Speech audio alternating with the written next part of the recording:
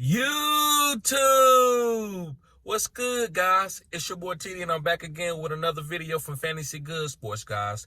And today's video is going to be on 3 players that makes me nervous that I'm not drafting. Now, listen, I'm not saying these guys are not good players, but they make me very nervous. So, guys, make sure you hit the like button and subscribe to this channel. This is cutting-edge content.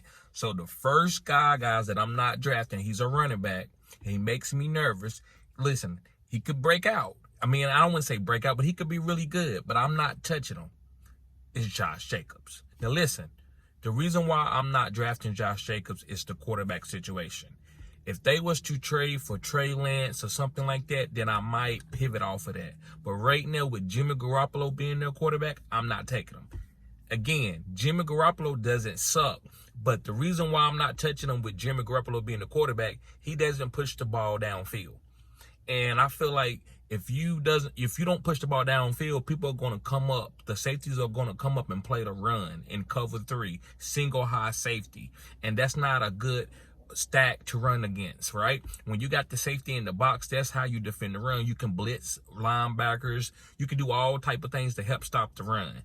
And I don't see this offensive line being built where they can beat 8-man fronts. Now, back when John Gruden was the coach, they did draft offensive linemen that was great run blockers that could beat 8-man fronts because he liked to run against 8-man fronts. That was his type of scheme. But Josh McDaniels is like a wide open guy.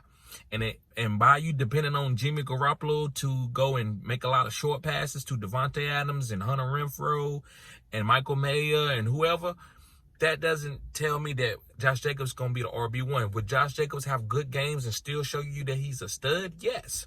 Will they run Josh Jacobs in the ground? Probably. So to me, guys, I'm not going to draft the Josh Jacobs and depend on him to be a RB1 where his draft capital is at. Now, if he was like a 3rd round, 4th round pick, then maybe that would be different. Okay, so let's move on, guys. My next player that makes me nervous that I'm not drafting is the guy on the same team, and it's Davante Adams. Now, listen, Davante Adams is a Hall of Famer, but I'm not drafting Davante Adams and depending on him to be a top 5 wide receiver. To me, where his draft capital is top 5 wide receiver. Now, listen, if he falls in your leagues to like a 4th or 5th round, then yes, you take him. I'm not going to sit there and talk crazy to you like that, but I'm not taking Davante Adams as a top 5 wide receiver off the board in a ranking. I'm not ranking him top 5. Is he a top 5 talented wide receiver? Yes, he is. But is he a top 5 fantasy football wide receiver? No, because Jimmy Garoppolo, to me, guys, has always spreaded the ball out. That's why Debo was the #1 wide receiver with the San Francisco 49ers instead of Brandon Ayuk being the #1 wide receiver. Because he doesn't really hyper target any wide receivers. He spreads the ball out. That's what he did when he was even in New England with Josh McDaniels being the offensive coordinator. So Davante Adams makes me very nervous at his ADP.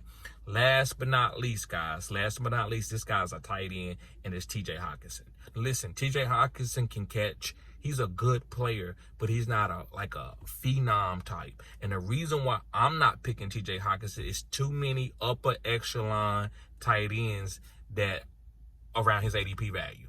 I'd rather have Kyle Pitts. I'd rather have Darren Waller. I'd rather have David Njoku. I would rather have a lot more tight ends than him. That's more athletic, that can give me more of a boom. Now, can he boom because they are trying to double team Justin Jefferson and take Addison away and stop Alexander Mattison?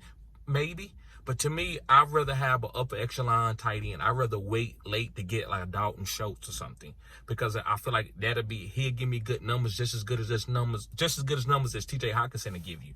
Now, if you think TJ Hockenson has a chance to be the #1 tight end, the #2 tight end, then you take him. I'm not taking them. Again, these players do not suck. It's just I believe there are better players at their ADP, and because of the cost risk with the quarterback position, I think Josh McDaniels could be fired unless they want him to be there and Coach Drake made another phenom quarterback that they're going to draft next year. I don't think this team is very good, if you ask me. So, guys, make sure you hit the like button and subscribe to this channel. This is cutting edge content. Peace.